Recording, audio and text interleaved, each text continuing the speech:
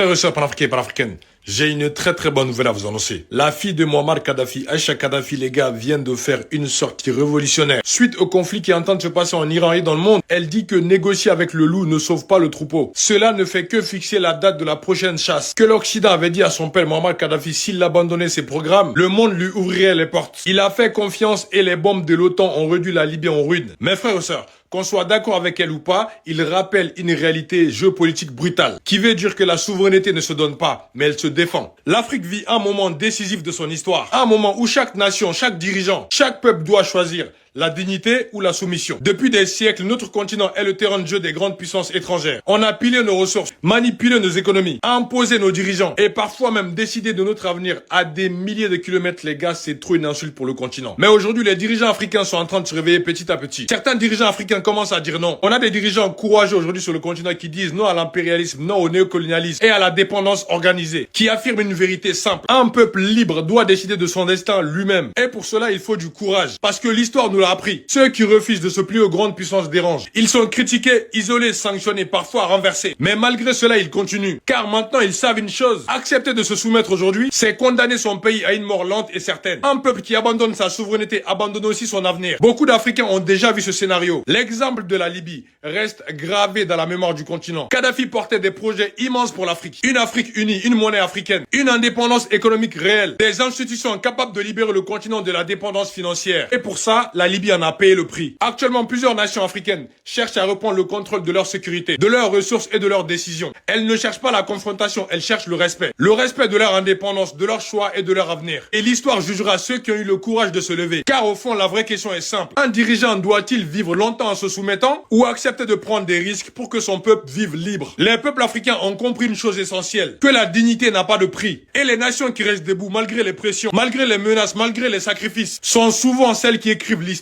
L'Afrique n'est plus un terrain à conquérir. L'Afrique est un continent qui se réveille. Vive la paix dans le monde. Panafricain, la vie à la mort aussi, ça ne bougera jamais. Mais l'Iran refuse toute négociation, ni cessez-le-feu. L'Iran vient de fermer définitivement la porte. Le message est officiel, est clair et net, sans appel.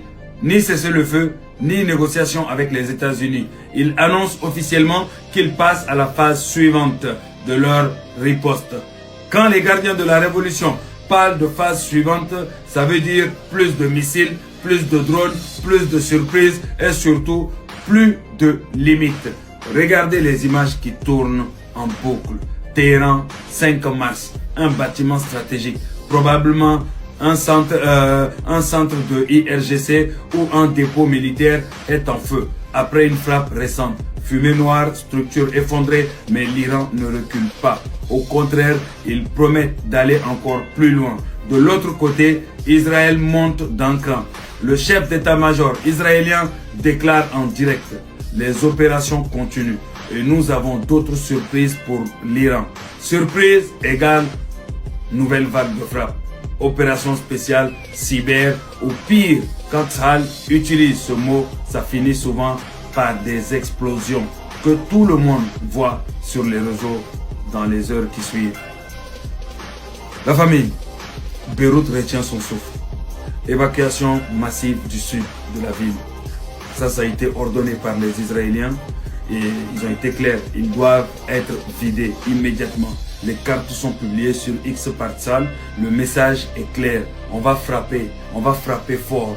Partez maintenant ou assumez les conséquences. Et pendant ce temps, le monde tremble sur le plan économique. Fermeture du détroit d'Ormuz, toujours en vigueur. 20 000 marins, 15 000 passagers bloqués dans les ports du Golfe. Tankers immobilisés, croisières annulées, prix du pétrole qui flambe. L'Iran tient littéralement le robinet du pétrole mondial dans sa main. Pourquoi c'est historique? Parce que malgré les frappes les plus massives depuis des décennies, malgré les bombardements US et israéliens, l'Iran reste debout, riposte et impose ses conditions. Pas de recul, pas de faiblesse, pas de négociation, pas de cessez-le-feu. C'est une démonstration de résilience et de puissance qui fait réfléchir les grandes puissances. Reste branché. La retourne, le temps passe. L'Iran pose 3 conditions aux États-Unis pour la reprise des négociations. Ces conditions comprendraient, d'après al-Mayadeen, des garanties contre la reprise des hostilités, l'obtention d'un cycle complet de combustible nucléaire et une compensation. Pour rappel, les négociations entre les États-Unis et l'Iran concernant l'avenir du programme nucléaire iranien se sont soldées par un échec le 26 février. Et 2 jours plus tard, soit le 28 février, les États-Unis et Israël ont lancé des frappes contre l'Iran, amorçant une opération militaire toujours en cours qui a contraint la République islamique à riposter.